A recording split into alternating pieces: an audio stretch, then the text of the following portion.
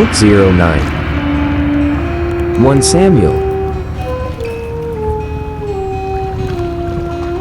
Chapter 18.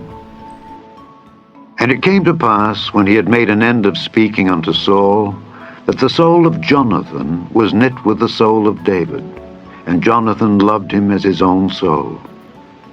And Saul took him that day, and would let him go no more home to his father's house.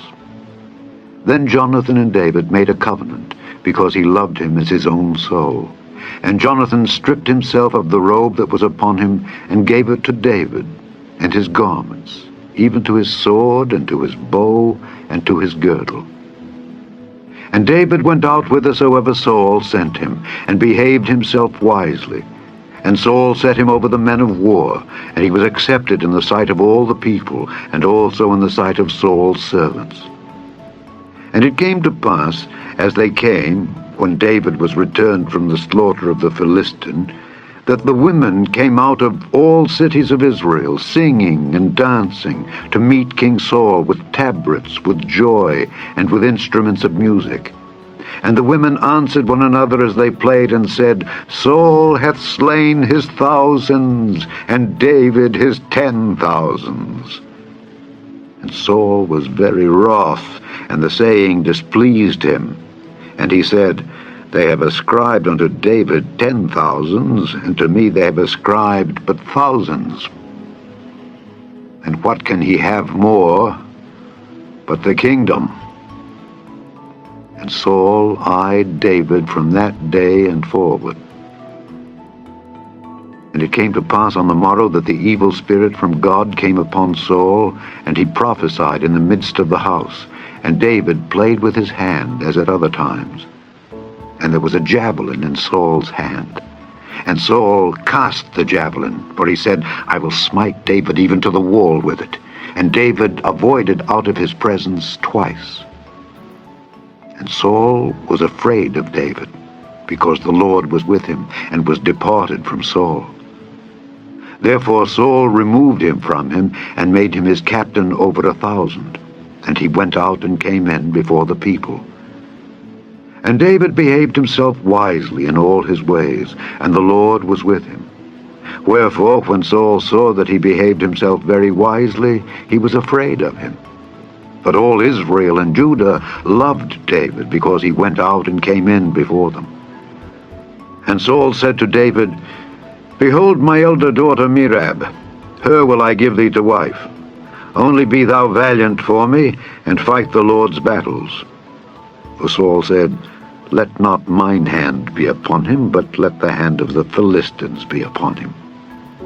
And David said unto Saul, Who am I, and what is my life or my father's family in Israel, that I should be son-in-law to the king? But it came to pass at the time when Merab, Saul's daughter, should have been given to David, that she was given unto Adriel the Meholathite to wife. And Michal, Saul's daughter, loved David.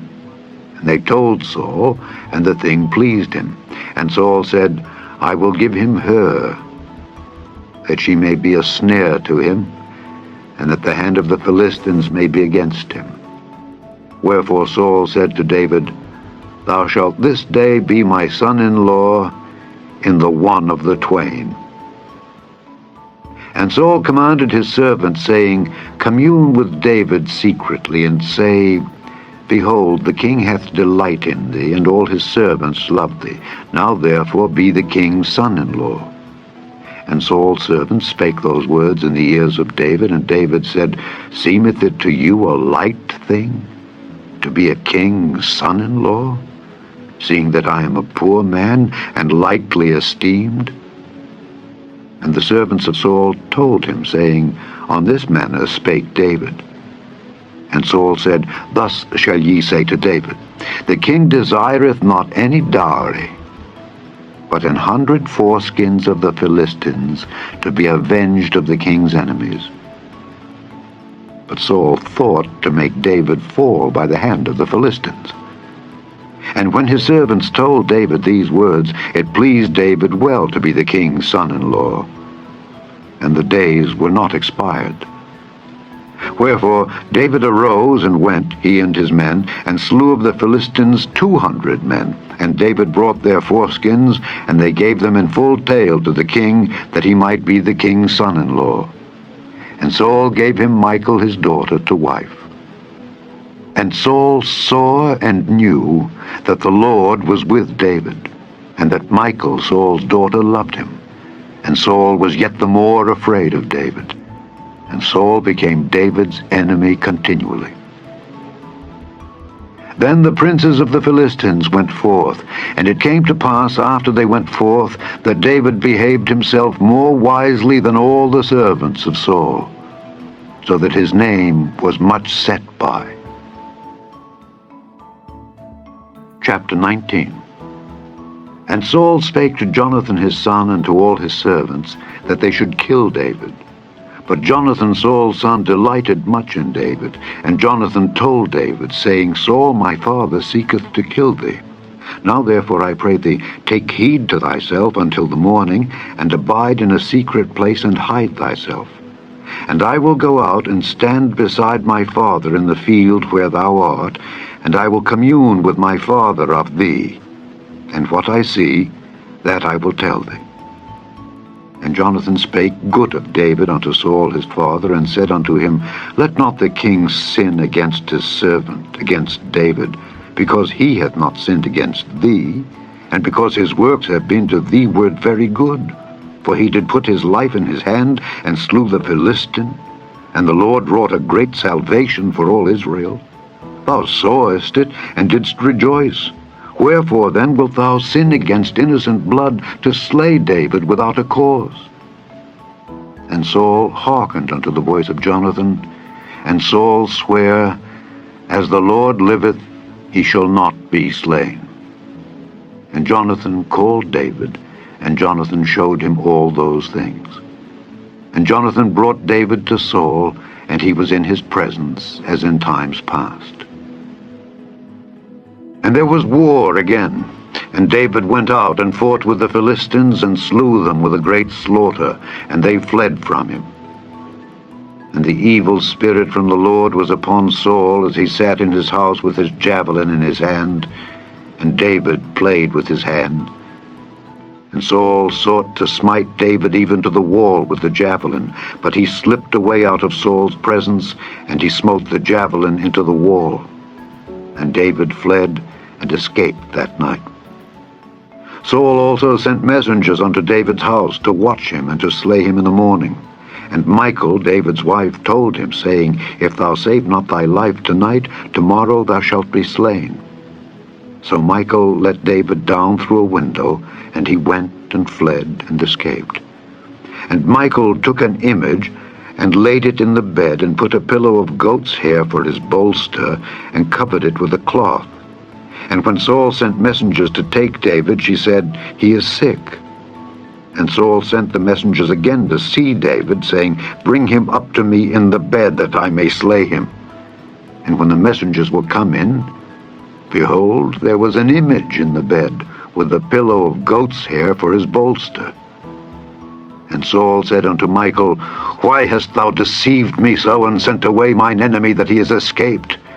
And Michal answered Saul, He said unto me, Let me go, why should I kill thee? So David fled and escaped, and came to Samuel to Ramah, and told him all that Saul had done to him. And he and Samuel went and dwelt in Naioth. And it was told Saul, saying, Behold, David is at Naioth in Ramah. And Saul sent messengers to take David.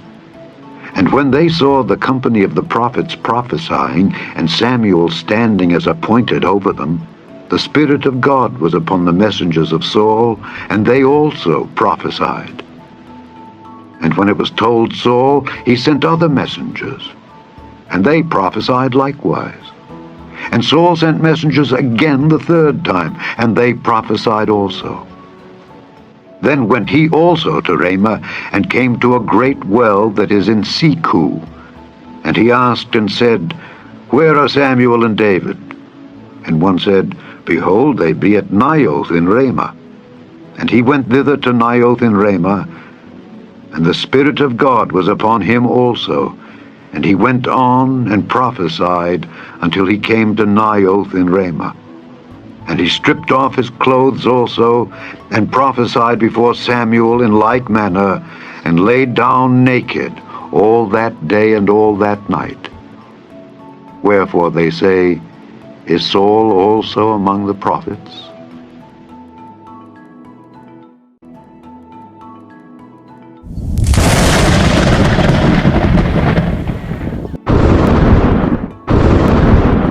Thanks for watching, and may God bless us all.